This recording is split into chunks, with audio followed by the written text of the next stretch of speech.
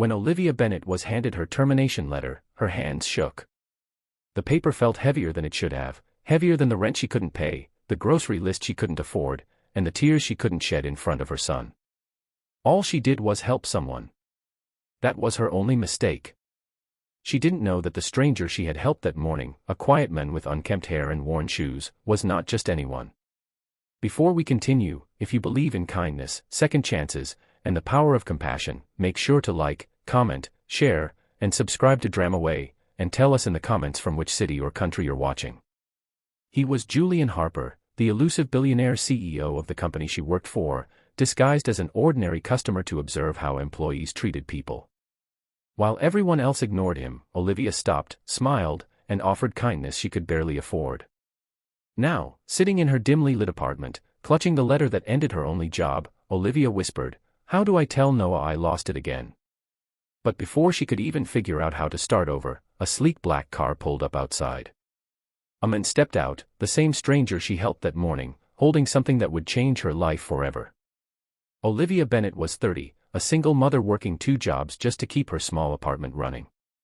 Every morning, she packed her 7-year-old son, Noah's, lunch, tied his shoes, and kissed his forehead before heading to the bus stop. Her smile never revealed the exhaustion behind it. Life hadn't been fair, but she had learned to keep smiling anyway.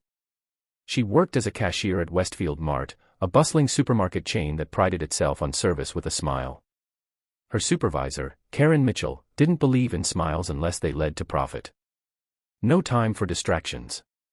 You want hours, you earn them, Karen always said. That morning was especially hard. Rent was due, her fridge was nearly empty, and Noah had asked for something she couldn't give, a birthday cake. "We'll get it soon, sweetheart," she promised, not knowing how. The rain had stopped just as she reached work. The store buzzed with customers, and Olivia took her place behind the register, scanning items and greeting everyone warmly. Around noon, she noticed a man near the entrance. He looked completely out of place, an old hoodie, slightly torn jeans, holding a small paper bag damp from the drizzle. Lost, unsure, almost invisible in the rush of the store. "Excuse me, sir, are you okay?" Olivia asked softly. He looked startled, eyes tired yet kind. I dropped my wallet outside. I just wanted a bottle of water. I'll pay once I find it." Before she could respond, Karen's voice cut like ice. "Olivia. What are you doing chatting while there's a line?" Olivia smiled nervously. "Sorry, Karen. He'll manage himself." "We're not a charity," Karen snapped. The man lowered his head, murmured an apology, and began to leave. But Olivia couldn't ignore his soaked shoes, his trembling hands. "Wait," she said, reaching into her apron pocket. She pulled out 2 crumpled bills, her own. "Here, just take it. It's okay." The man hesitated, meeting her eyes. "You don't have to." "I want to," Olivia replied gently. He accepted with quiet gratitude. "Thank you, you're the first person today who didn't treat me like I didn't exist." Olivia smiled. "Everyone deserves kindness, right?" He nodded slowly, as if memorizing her words. Moments later, back at her register, Karen's voice struck again, "Office. Now." Inside the manager's office, Karen's tone was icy. "You just gave away store money." "No, it was mine," Olivia said. "I don't care. You broke policy by assisting a non-paying customer. That's misconduct." Olivia blinked. "Misconduct, for helping someone?" "Yes. And we can't risk liability. I'll be writing you up." By evening, the write-up turned into dismissal. Olivia cleared her locker quietly, clutching her worn purse and folded termination letter. That night, she sat with Noah, pretending everything was fine. "So, champ, how was school?" she asked, forcing a smile. "It was good. Miss Harper says I'm getting better at reading." Noah grinned. "Can we get pizza tomorrow?" Olivia hesitated, throat tightening. "Maybe next week, sweetheart." After putting him to bed, she sat by the window, staring at the rain. Her reflection looked tired, but the kindness in her eyes hadn't faded.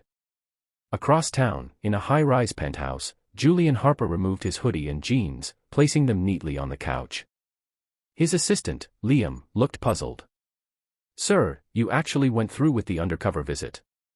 "Yes," Julian replied quietly. "I needed to see how employees treat people who seem unimportant. Most ignored you. Some mocked you. But one woman, Olivia, helped without hesitation." He picked up the crumpled bills she had given him, still damp from rain. "She paid for my water with her own money, and was fired for it." Liam frowned. "Fired? That's unacceptable." Julian's voice softened. "It's cruel. Not how I want this company to be." The next morning, Olivia woke early, not out of obligation, but habit. She made breakfast, walked Noah to school, and whispered, "I'll figure it out. I always do." Returning home, a sleek black car was parked outside. A tall man in a suit stepped out, holding a small envelope. "Miss Olivia Bennett?" he asked. "Yes. Mr. Harper would like to see you." "Who?" "Julian Harper, CEO of Westfield Mart." Olivia froze. "Is this about my termination?" "Yes," he replied simply. Nervous but curious, she followed the driver downtown to the towering glass building she once submitted invoices to. Inside the marble halls, she clutched her purse like a shield. On the top floor, Julian stood by the window, dressed sharply, but with the same warm eyes she had seen at the store. "You," she whispered. "You're the man from the store." He nodded. "And you're the only person who treated me with dignity. You didn't need to, but you did. That's what makes it special." He placed her termination letter on the desk, torn neatly in half. "You didn't deserve this. Karen Mitchell is no longer with the company." Olivia's eyes widened. "I wasn't trying to cause trouble." "You didn't. You reminded me what we lost, humanity." He walked to a cabinet, pulling out a folder. "I want you to lead our new community outreach program to help struggling families. Flexible hours, full salary, benefits for you and Noah." Tears welled in Olivia's eyes. "You're offering me a new job?" "I'm offering you a chance to do what you already do best, help people," Julian said softly. For the first time in months, Olivia's shoulders relaxed. I don't know what to say." "Say you'll accept," Julian said. "Because the world needs more people like you." Olivia nodded, tears streaming freely. "Yes. I accept." As she left the office, sunlight broke through the clouds, warmth she hadn't felt in so long. Later, picking up Noah from school, she smiled. "Mommy got a new job." "Really?" he beamed. "So we can get pizza?" Olivia laughed, hugging him tight. "Yes, sweetheart. And maybe even that cake." Across the street, Julian watched quietly. The woman who lost everything for kindness, and the boy who gave her a reason to keep going. He smiled softly. "Sometimes it takes losing everything to remind us what truly matters," he whispered. Somewhere in the heart of the city, kindness had found its way back home. Kindness costs nothing, but it changes everything. That if this story touched your heart, please take a moment to like the video, share it, and subscribe to the channel. Your support helps us bring more real emotional stories to life.